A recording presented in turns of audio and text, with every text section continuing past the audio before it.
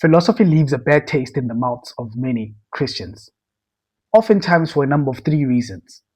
The first reason some Christians actually resist philosophy is because they believe that it deviates from the faith. Secondly, some believe that it detracts from Scripture. And some Christians resist philosophy merely for anti intellectual reasons.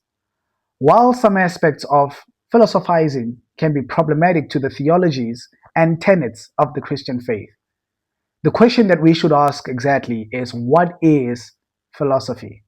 Well, ancient Greeks coined the search for answers as philia sophia.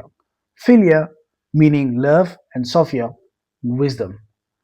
So, philosophy being the search of answers and also love of wisdom, in those two descriptions, this does not sound like anything Christianity is against. But actually, looking at those two qualities, this seems to be two qualities that are consistent with what Christianity would desire overall in our pursuit.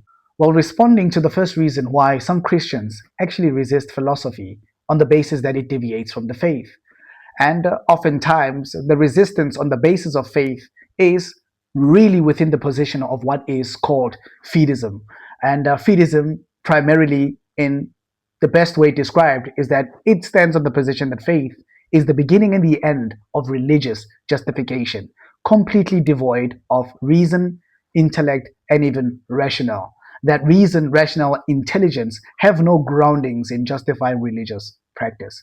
Sometimes it's substantiated with Hebrews chapter 11, verse 6, which says it is impossible to please God without faith.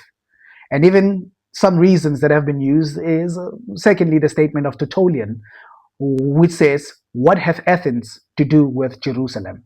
Athens symbolizing reason and Jerusalem symbolizing faith.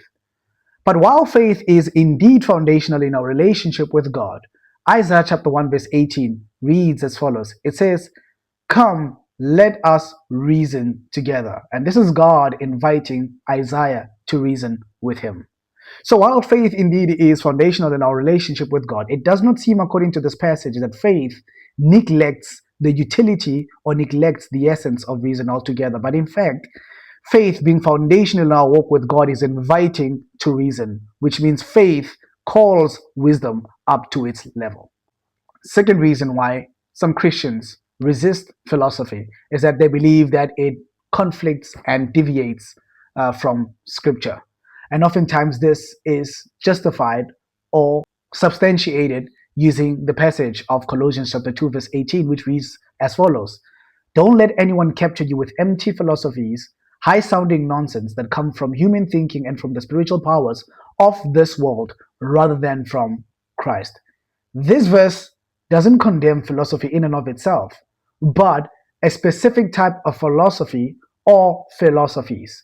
However, in the context of this verse, in the broader sense, you do understand that the philosophy and high sounding nonsense that Paul was addressing here was one that came from Gnosticism. Gnosticism being a position that the material world and the flesh, physical, is completely alien from the Lord and unholy, and that God frowns upon the flesh and the material world. Or this stretches so far into neglecting or even denying that the historic Christ actually existed in a physical body. And this is a tenet that the Christian faith holds dearly. Christ existed physically, and this makes sense because the crucifixion can only have happened if the body of Jesus Christ was real. So the resurrection of Jesus Christ also stands out as remarkable because the physical body is recorded in the New Testament to have been risen from the dead. So Gnosticism, being the type of philosophy here that Paul is addressing, is one that is high-sounding nonsense. And third reason as to why some Christians actually resist philosophy is merely for anti-intellectual reasons. And they justify this position using 1 Corinthians chapter 1, verse 20. So where does this leave the philosophers, the scholars, and the world's brilliant debaters? God has made the wisdom of this world look foolish. The key word to grab there in the last passage is that God has made the wisdom of this world look foolish.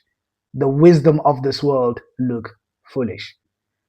In James chapter 1 verse 5, God says, if anyone lacks wisdom, let him ask of God, who gives to all liberally without reproach, and it will be given to him.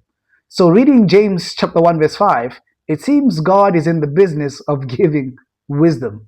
So, the wisdom that God has made foolish here in the broader context, especially if you read the verse from verse 18, indicates and shows us that the wisdom that God shuns is the one that considers the message of the cross as foolishness. So the philosophers, the scholars, and debaters spoken of in verse 20 are those that consider the message of the cross foolishness.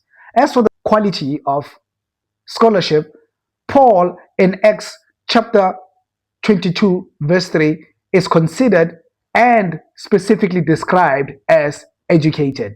And in Acts chapter 17, verse 17, Paul is described as a debater. In Acts chapter 18, verse 24, Apollos is described as an eloquent man. All these qualities we've listed here are qualities that are resembled in individuals that are described in verse 20. You see, the problem here isn't necessarily the qualities themselves, but what the qualities are being used for. So, philosophers, scholars, and debaters are not inherently far off from the ways of God, but far off and resistant to the message of the cross.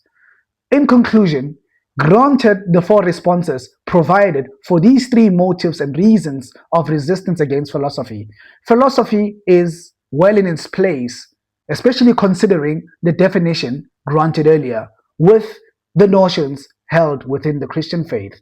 And therefore, I stand to believe that philosophy, in and of itself, carries attributes that are consistent with the Christian worldview and what it teaches.